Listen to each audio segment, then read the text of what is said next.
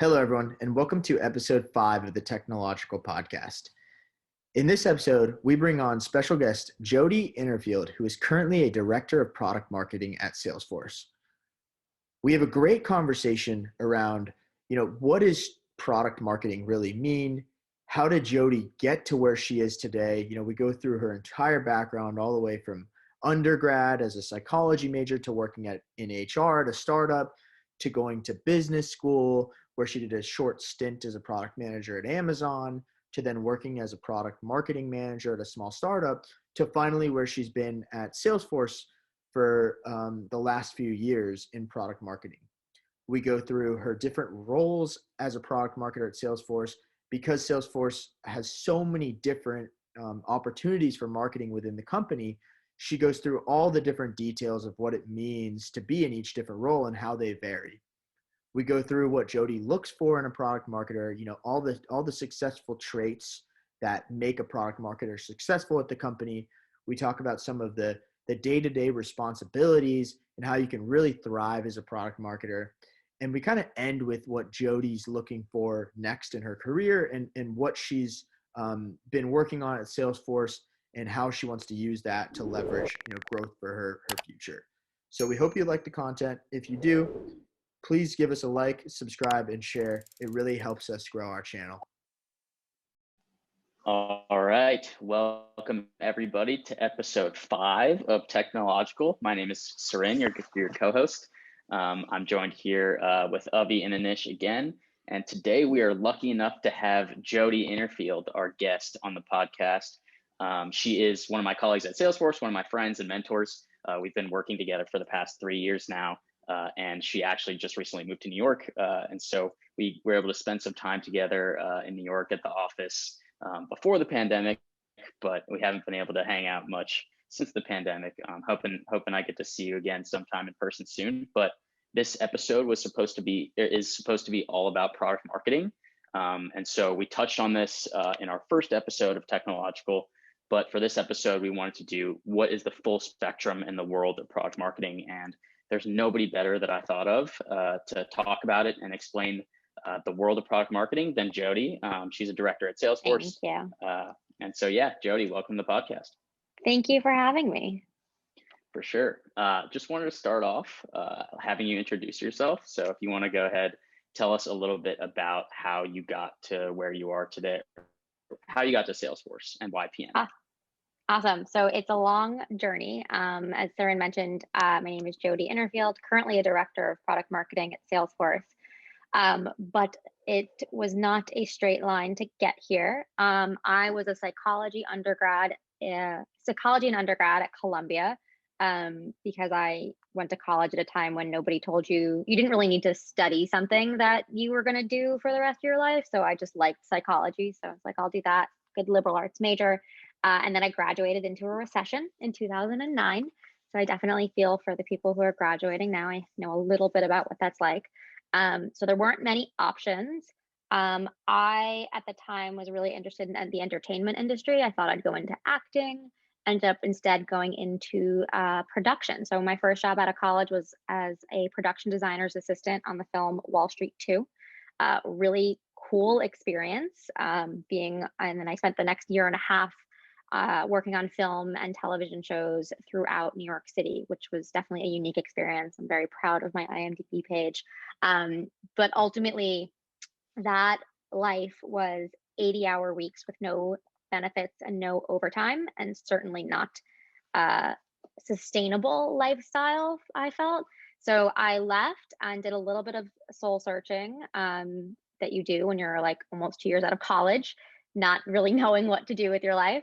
And through talking to people, I decided that HR might be a good fit for me because of my background in psychology and interest in business. And then I had taken the LSAT a couple times in college, but I didn't want to go to law school, but thought law was interesting. So I got a job first as an internship and then hired full time at an advertising technology startup in New York in human resources. I was one of 2 people in HR. The company was 90 people when I started, so really cool to get that startup experience. I was there for 3.5 years. By the time I left, the company was over 500 people, it was international. I had done pretty much every role in HR. But pretty early on in my time there, I decided I wanted to be more strategic in HR. So I decided to apply to business school. Right when I got to business school, I decided I could not go into something like human capital consulting because consulting lifestyle would be just as chaotic as the film lifestyle.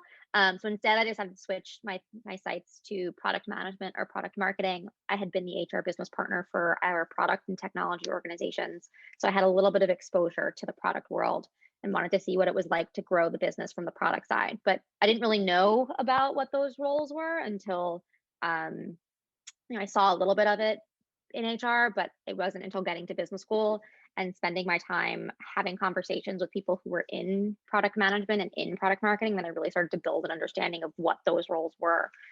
So I interned at Amazon as a product manager, liked being on the product side of things, but I found that I didn't care so much about like where to put the button or how many things to show a customer. I instead cared more about how do we get customers to be excited about this new feature.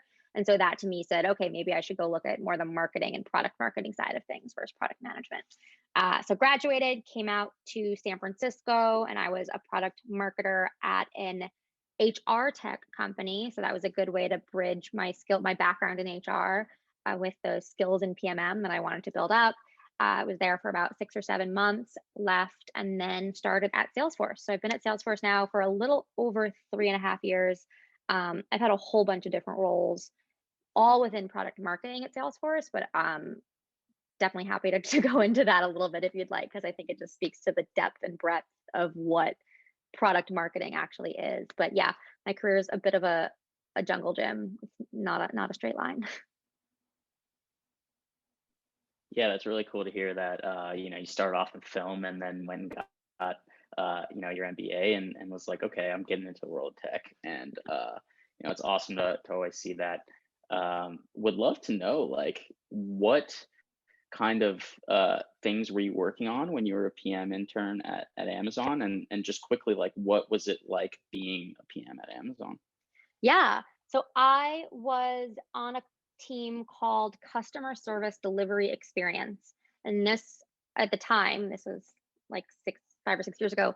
I don't know if it's still true, was this team that owns the post-purchase experience. So the Your Orders page, the track package page, as well as like the help and customer service pages. And it was interesting because the teams at Amazon, at least that I was familiar with, they each had a metric that they had to hit. And like their whole goal was to hit that metric. And this team's metric was to reduce the number of people who contacted support. So anything they built or did needed to be to reduce the number of people who called in and spoke to an agent. So they would do things like build chatbots to help you triage your package and your shipping stuff. They built the order tracker. So because they found that a lot of people who were calling in just wanted to know where their package was, so they increased visibility there. My project was a little different. My project was to get people to go use those pages to do more shopping. So the Your Orders page was one of like the 5th most trafficked page or something like that, but had one of the highest bounce rates because you go to the Your Orders page, find out the status of your order, and then you're done. So I had to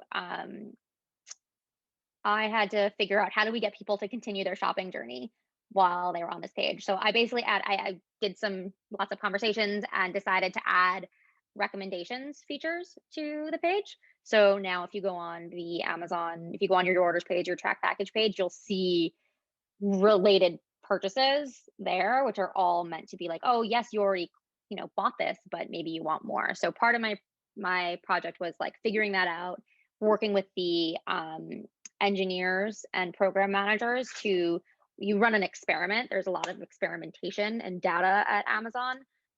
So I had to first run a test. You do some A/B testing, had to do all of the data analysis. Just dating myself. I'm like really trying to go back and think about this experience. Do all the data analysis to see if this was worth it. And I think it's like there's so much traffic on Amazon that a simple 2-week A/B test, they were like, yeah, we project that this will help drive $30 million. And now $30 million is a drop in the bucket for Amazon, but pretty cool for me to think about that I could do something that would give them $30 million. And then in addition to like that very tactical part, I also had to think through like, well, what's the future vision of this? What is like, this is just what I could get done in a summer internship.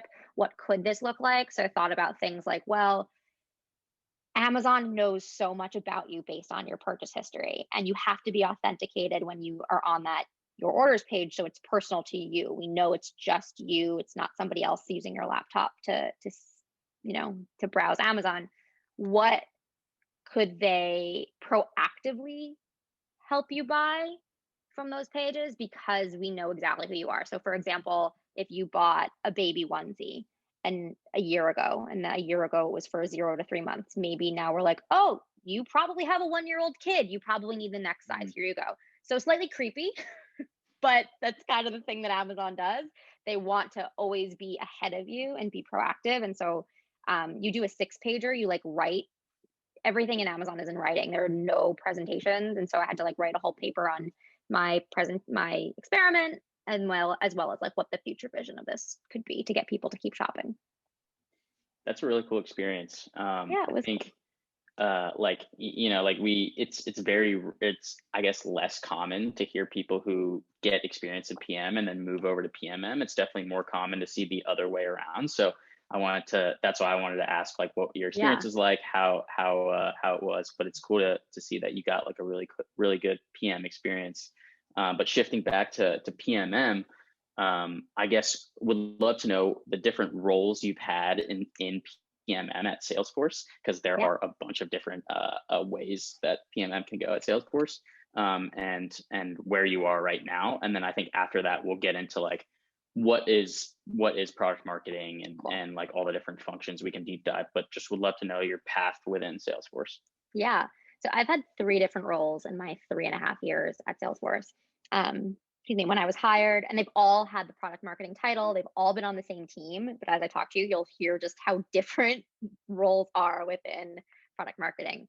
So when I started, I focused on content, meaning, other PMMs might work on, white papers or data sheets, but I kind of worked on bigger picture, top of funnel content that would be a introduction to a whole portfolio that my team was supporting. So I worked on an interactive asset called Inside Stories, which tells the story of 8 different applications that we as Salesforce employees use every single day that are built on the Salesforce platform. And it has architecture diagrams and it's quotes from the people who built it. And the whole purpose was to show you the power of the platform.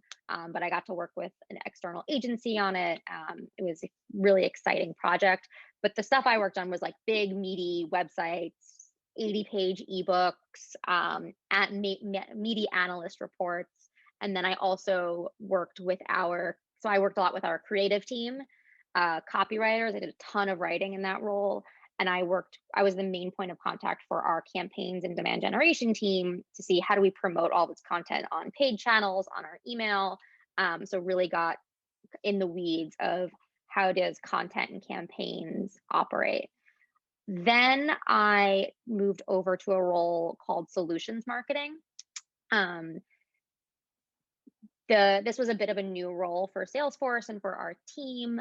Our products in particular are pretty complex and technical, and we had previously gone to market talking about just the individual products.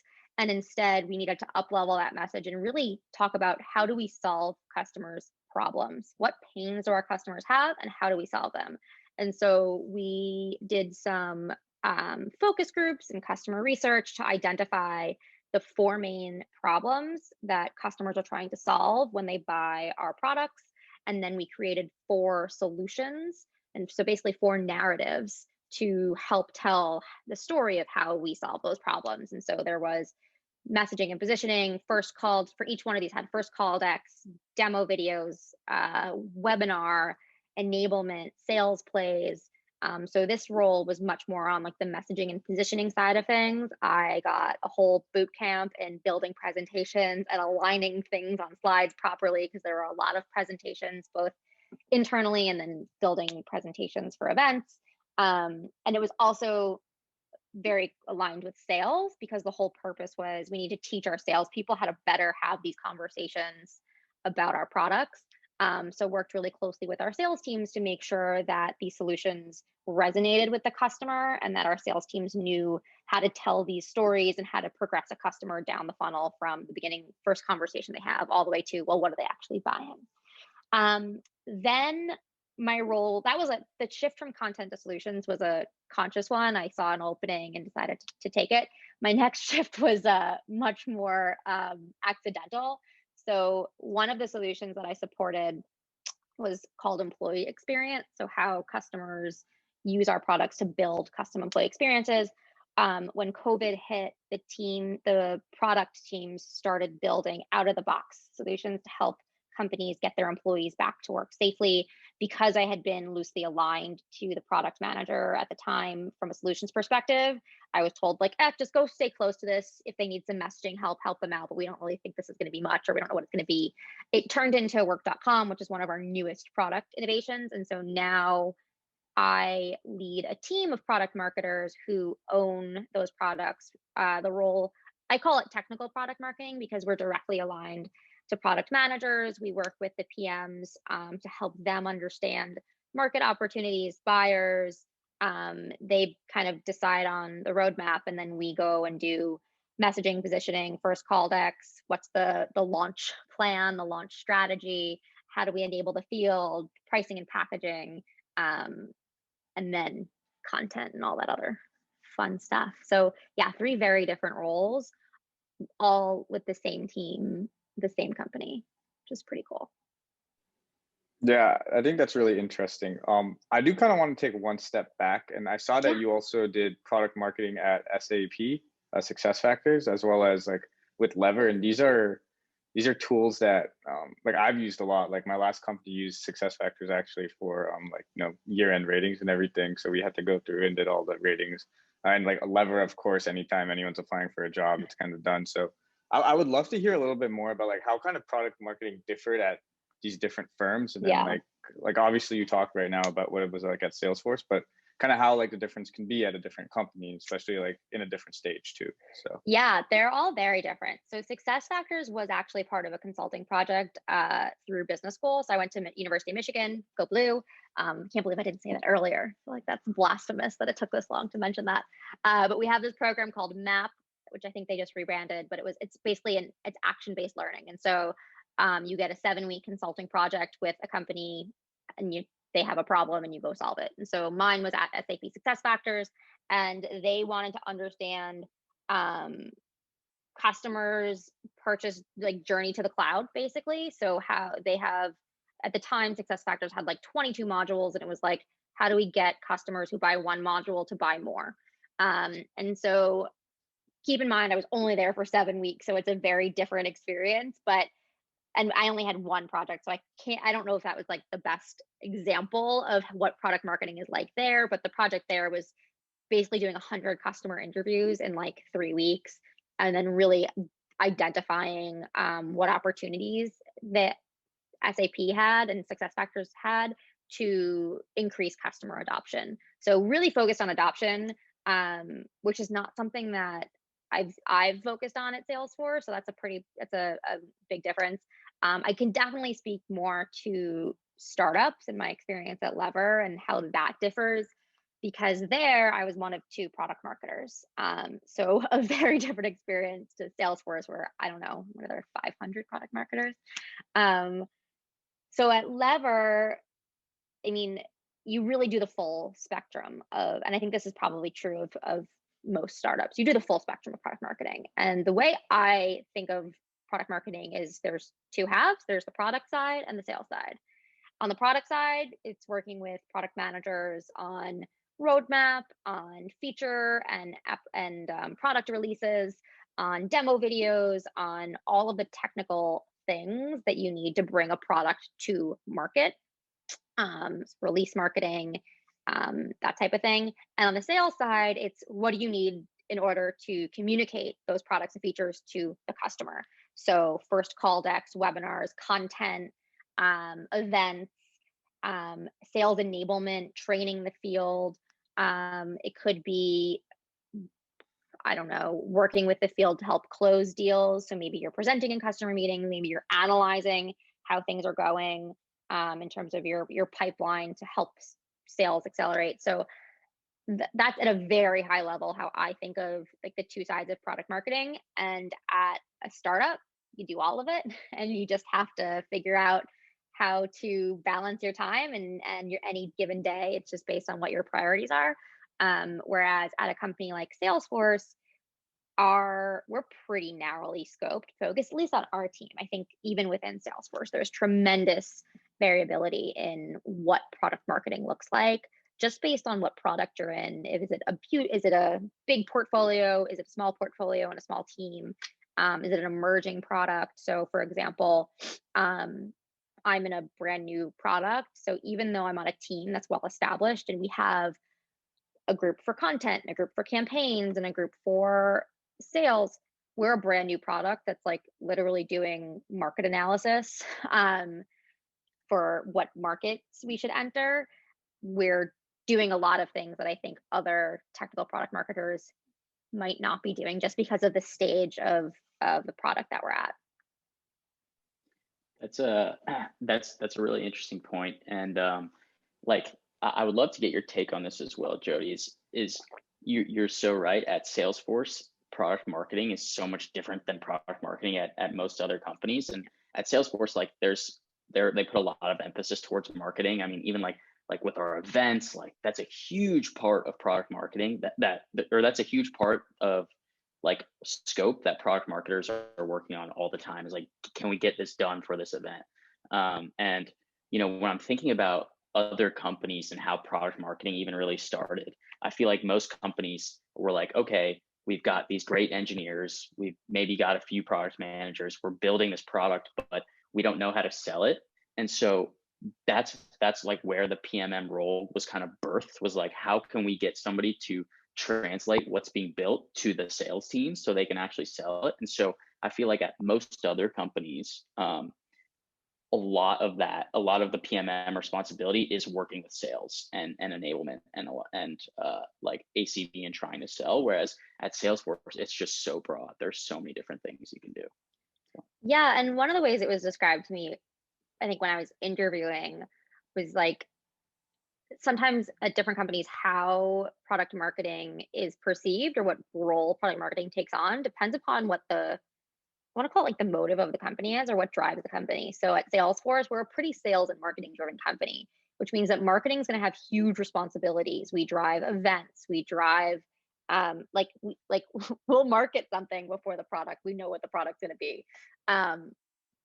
That's very different than a company like Google or Facebook, for example, which are probably, I mean, I haven't worked there, but I believe more engineering and product driven companies. And for that, you just have to look to who the founders are and who is driving the company forward. At Lever, the founders and CEO came from Stanford Design School. So it was actually a very UX driven company. And so the UX team, interestingly enough, was driving a lot of the decisions and informing product strategy and informing marketing strategy. So like my advice is to really to understand fundamentally what kind of shape product marketing will take on. Look to who founded the company, who's making the decisions from the top, because that's probably a good indication of where marketing may or may not fit in the hierarchy, for lack of a better term.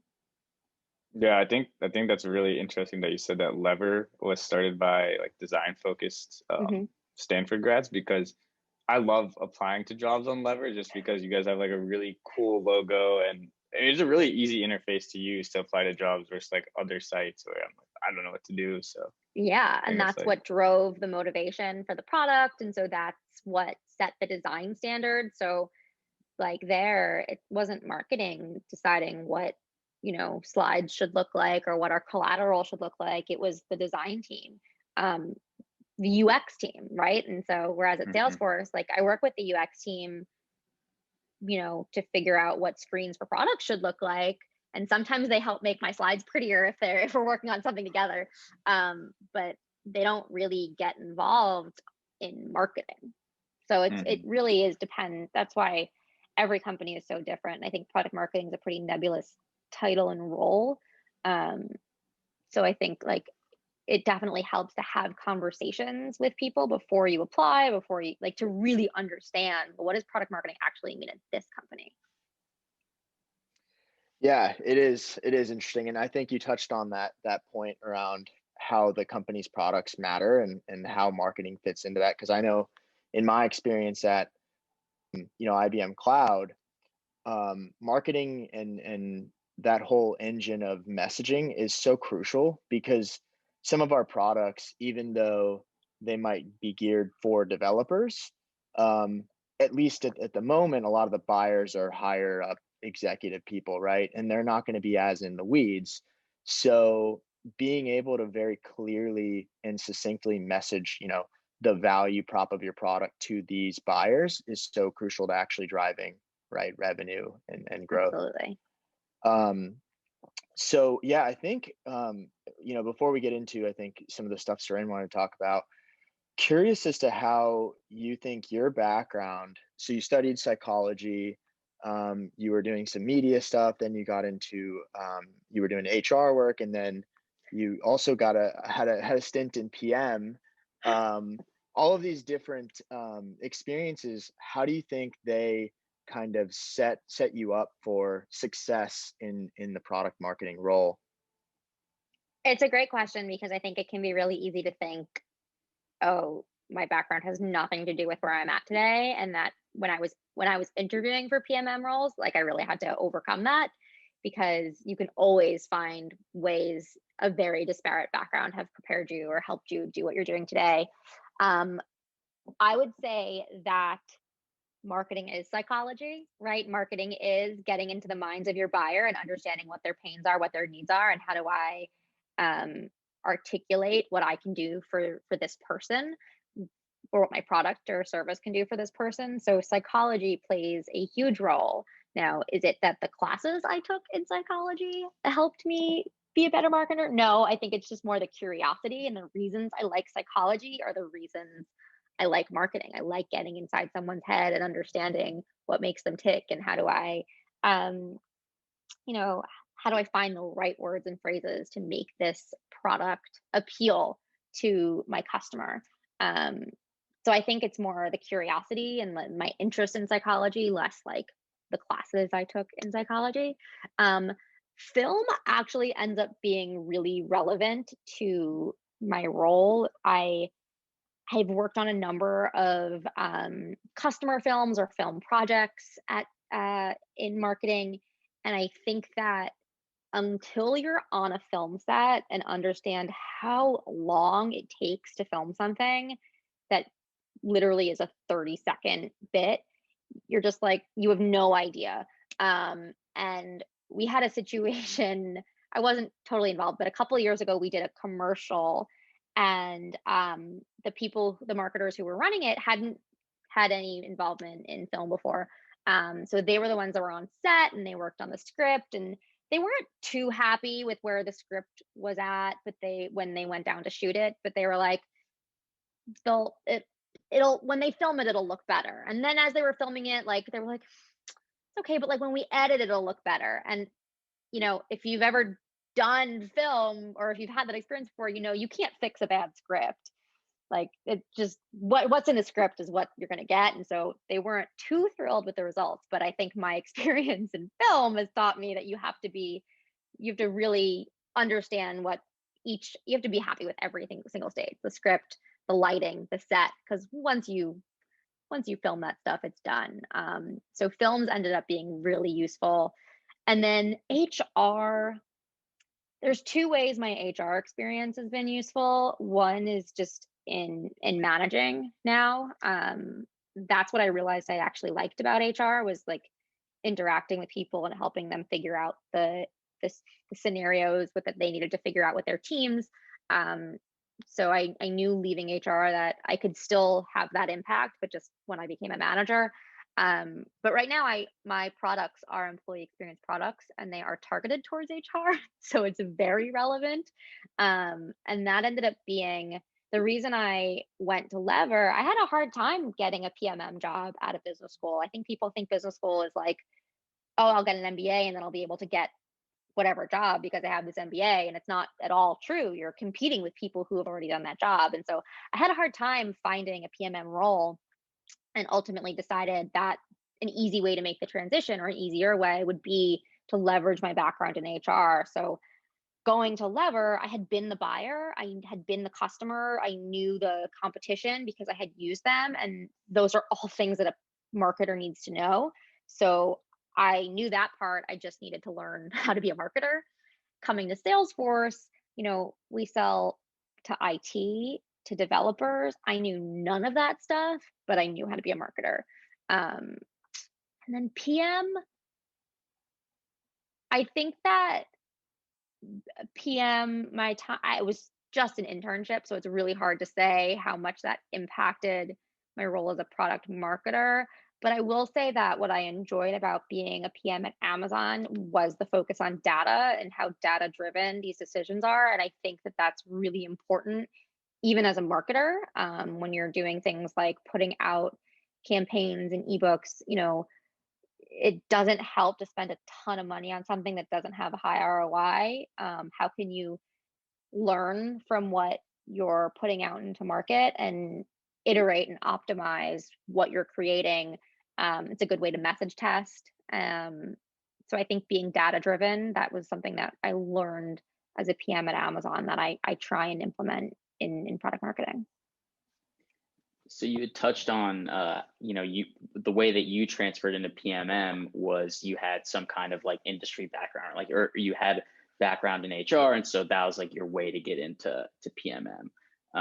Now, would love to like segue into like the PMM interview process and how to like even break into PMM, and would love if you have any other advice. Like that's one great piece of advice, is to like, if you have some experience in something, maybe try and go work. Like you had experience in HR, so going to do PMM at an HR firm would set you apart. Yeah. Like, is there any other advice that you have for people to just get their foot in the door? Yeah, I think another thing that I did while I was in business school that helped was, I remember talking to an alumni, and his advice was find a local startup in Ann Arbor, or a company or a nonprofit that just needs some marketing help, and do the work. Like, for free, right? Because you need the experience and they need the help. And I think that, and I ended up actually doing the work for him because he was like, oh, wait, I'm launching a product, I need help. It was super small. I did like a couple of data sheets and like some user testing, but then I had stories to tell when I went into an interview. I had something to put on my resume and I had a reference. And I think that that's something that anybody can do. Whatever town you're in, college you're at, there's got to be some company. Nonprofits also, there is a site, I think it's called Taproot, TAPROOT, that where nonprofits post projects that they need help with. And so I did that as well. I hopped on there and found a nonprofit that needed some collateral developed and did that. So I think just getting hands-on experience, you're doing it for free. So the expectations are set. But that's super valuable. Talking to people, having conversations to really understand what does product marketing mean at this company, so that you can tailor both your resume and your conversations specifically to what that company is looking for, because product marketing means something different everywhere. I think that, like, for example, we have product marketers who work directly with our sales teams. So if you have a background in sales, or an interest in sales, or you're more financial and data driven, like that type of product marketing role would be a great foot in the door. Even if that's not exactly the role you want, it's a foot in the door. So I didn't actually want to stay in content. I thought content would be like, I was not interested in being a content person. But it was a great foot in the door to Salesforce. And I knew that coming to a company like Salesforce, if I established myself and became a subject matter expert in that and built good relationships, I could pivot into something else. And now I've pivoted twice. So that ended up working really well for me. And I think that's a good thing to keep in mind, that, you want the title product marketing, figure out a foot in the door. Even Lever, like that wasn't my dream company, but it got me to where I am today. And so it was a really valuable part of my career. So thinking of your career as stepping stones as opposed to thinking like, I have to get that dream job. Like even when you get the dream job, you realize, oh, this is not actually a dream all the time. But think about what skills you need to build at each point in your career, and take mini steps to get to that end goal, because it's very rare that someone's just able to make it in one leap. At least I haven't done it. Yeah, I think that's really good, because careers are long, right? And you work for a long time, and the experience you build, you have to think about it as like compounding, right? You kind of compound your like experience.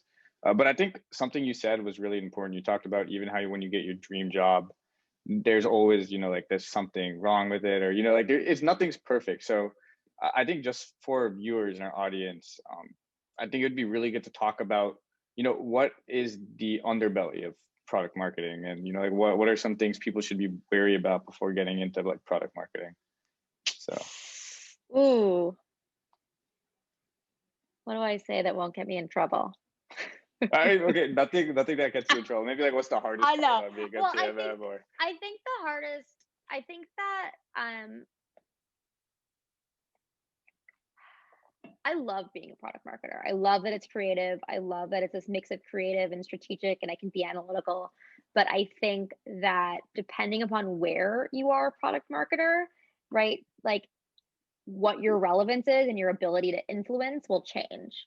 And so, and I think honestly, the fact that product marketing means something so different everywhere, like you could end up in product marketing at a company and think you hate product marketing, but it's really just that you don't like the way this company does product marketing, which is why I think having conversations beforehand is so important, even though it's hard to sometimes access the right people.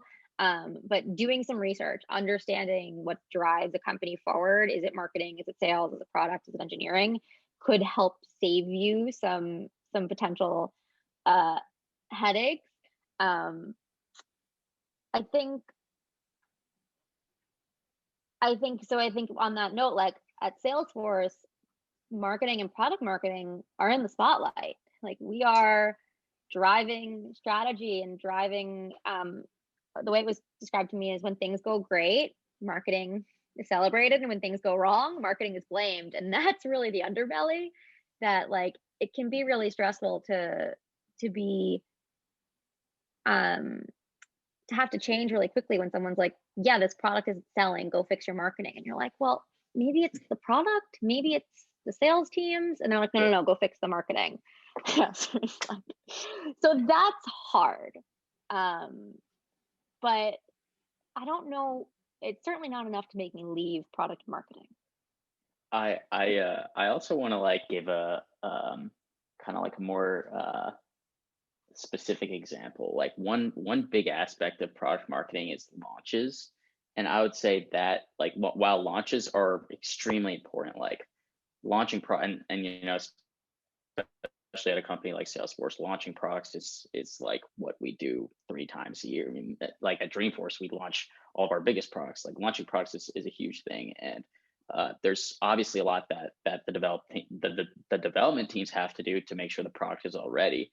But on the marketing side, that is definitely the most stressful time, because you have tight deadlines, you have executives or product people who are really care about how we're going to market with this product, how we're talking about it, like the exact words on a slide. Everybody cares about, and everybody has their own 2 cents about. So I think that's the hardest thing as a product marketer, is just like taking in all this feedback about how do we just talk about this product and being able to like do it in a timely fashion. Are you referring to the keynote, Sarin? Is that what you're referring to? Nobody knows when we're filming this, so yeah. So yeah, I'd say that's definitely one of the more like stressful sides of marketing. No, you're right. I think you bring up a good point. Like, to be more specific, there's a lot of stakeholders that look at what marketing is doing, and you have to balance many different stakeholders and their opinions, even sometimes at the expense of research and data that you've done. But at the end of the day, it's really fun. I really like it. I don't know what that says about me, that we like the torture, but. So what would you say then, Jodi, to that person who, we talked a lot about the culture of the company, right? And Salesforce is, clearly a very sales and marketing driven company. Other companies may be more product and engineering driven. What would you say to the marketer that might be struggling to really have that influence in their organization when they know, there's something that could be messaged better, or positioned better, or they should be, enabling their teams more? What kind of advice would you give to that person to really, try to influence them in that direction? That's a really good question. I think I would say, marketing is all about the customer, and all these companies, if it's all about like, what does the customer like? What's the customer going to buy? And so I would say if someone feels like a product isn't messaged right, or there's something else that can be done, at the end of the day, you probably think that because it's not resonating with the customer. So how can you talk to customers and get feedback and get insights and present those? Because it's not about like, oh, I think we should, our logo should be blue instead of green because I think so. It's got to be rooted in what is the customer, what resonates with the customer. And so I think going back and doing research either formally through focus groups and surveys, or totally informally, those are some of the best conversations they sometimes have. Just like, our customer marketing team won't be happy, but like, find a customer on LinkedIn or Twitter and have a conversation. I think that's easier if you're like, a B2C company, and you can find the fanboys and girls of your products. But yeah, I would say always go back to what does the customer want and how does it resonate, and present your ideas that way. That way it's not just a squeaky wheel. I couldn't agree more with that, actually. And just thinking about like data is extremely important. And so being able to talk to your customers, or talk to as many customers as possible, and aggregating that data, that's the best way, I think, to convince people. So yeah, you're totally right, Jodi. I couldn't agree more. So we got a few more questions left. Don't want to take up too much of your time. Wanted to know quickly, what qualities would you say are looked for PMMs? Like, me and you come from very different backgrounds, and we're both very you can't really pinpoint the exact qualities of PMM, but when you're interviewing people, when you're hiring people, like, what are some of the things that you're specifically looking for?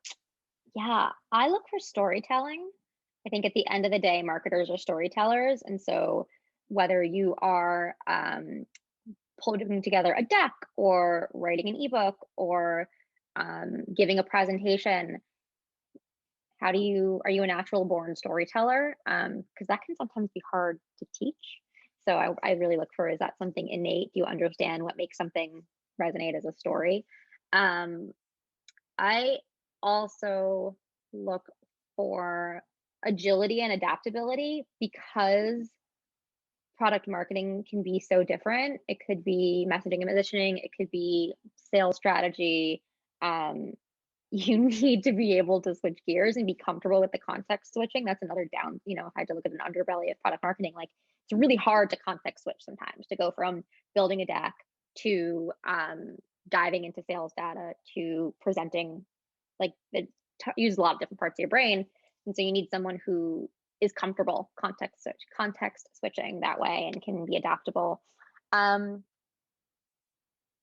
then I think like some sort of, collaboration, and these are all soft skills, right? Like, none of these, storytelling maybe, like, it's really the soft skills matter in my mind, because I think you can teach someone how to do messaging and positioning.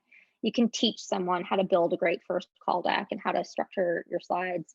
But the soft skills are what make someone stand out and naturally gravitate towards product marketing. So I think collaboration, because it's such a cross-functional role, there's rarely a time when it's like I just need to be heads down writing, and maybe that's like when I'm like heads down writing a demo script, but then I have to come out of my hole and go get feedback from 7 different executives and work with a PM and a designer to build it. So everything is cross-functional, and so someone who is comfortable working cross-functionally, comfortable just being super collaborative is really important.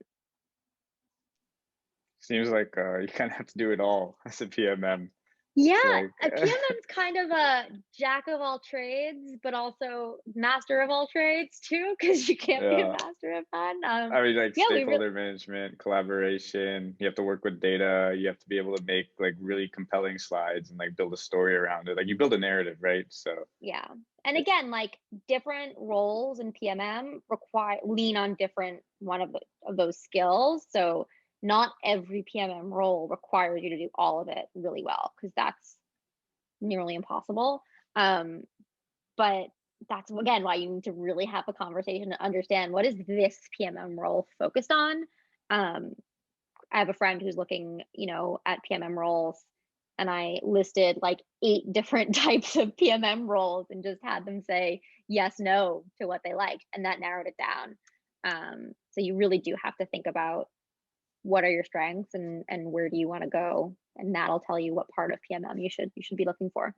Mm-hmm. So kind of leading into that, and I think this is our last question, but we're really curious to hear, like how do you see your career kind of progressing, like especially as a PMM now, given that you've done so many like different functions, like now kind of what are you thinking of, like you're in this position as a PMM, like what do the next 5 to 10 years look like? Oh, I know it's kind of abstract, could even be like next 2 to 3 years, Yeah. I don't have a timeline, but I don't think it's staying in PMM, to be honest. I think I would like to have my own marketing strategy firm or marketing consulting firm, and maybe leverage some PMM skills, like help other companies and startups with product launches or with messaging and positioning and messaging strategy. So maybe it's like being an independent PMM basically for hire, because I do love the work that I'm doing. I think that, as I continue my career, I would like to do it for many different types of products and different types of companies, because I think that's really exciting. And I think that there's so many different things you can do when you get into different, I've never done B2C. I would love to do B2C marketing. But I don't know that I want to leave Salesforce just to go to another company and do that. Like, it would have to be a pretty big jump. I don't know, maybe I'll be a CMO one day, but not in the near future, because that feels like a lot to do. At least not of Salesforce. That's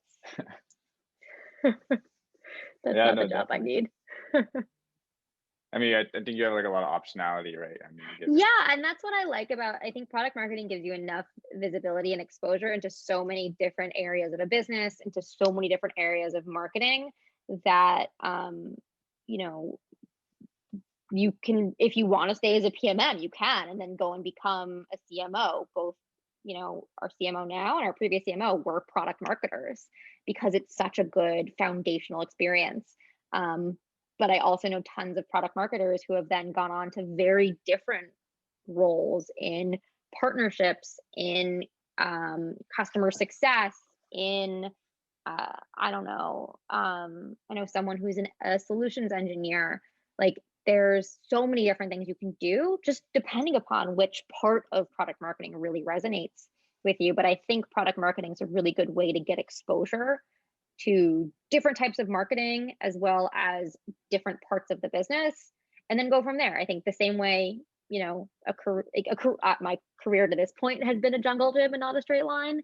The rest of your career is not usually a straight line. So PMM is a good spot to kind of explore, build some skills, and then figure out like, okay, what's next.